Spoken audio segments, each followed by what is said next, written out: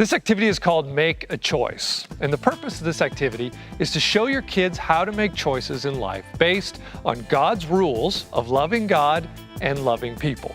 Your kids are going to listen to situations read by you, the teacher.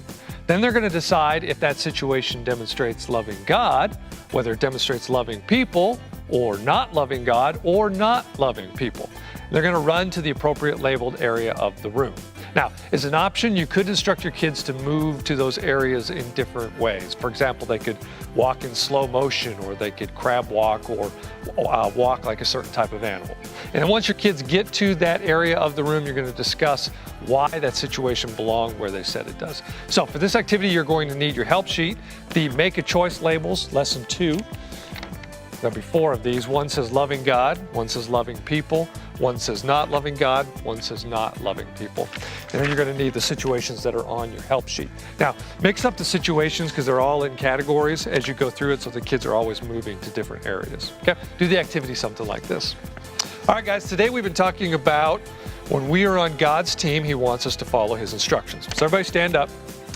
As we learned in our skit in our Bible story, what are the 2 rules that if we follow, we'll pretty much be able to obey every rule in the Bible?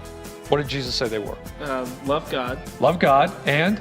Love people. Exactly. Love God and love others, love people. All right? So I've got some situations because sometimes in real life, it's kind of hard to know what to do, which rules to obey. So I'm going to read this. I want you guys to either go to, that sounds like that's loving God, or that sounds like that's loving people, not loving God, or not loving people. Let me give you an example. Here we go. I have 10 minutes before I have to go to bed. I can read my Bible and pray, or I could play video games. I choose to play video games. Is that loving God, loving people, not loving people, or not really loving God? All right, you all said not loving God. Tell me why that situation is not loving God. We should put God first. Instead of, okay, good. Exactly. So if we have some time and we know, I didn't read my Bible today, and we choose to ignore God and go do something else, that's not showing love to God. Okay? So we're obviously breaking one of His instructions. Back to the center. Here's another one. How about, I have a soccer tournament on Sunday. I choose to go to church instead of playing soccer. Loving God, not loving God, loving people, not loving people. Okay, loving God, why? Well, because that's putting God first. Okay, so instead of skipping church and going to soccer, say, you know what, God's important in my life, more important than soccer, and church is important to God, so I'm going to go to church. Okay, very good. Back to the center. Here's another one. My mom tells me to take out the trash before I play outside.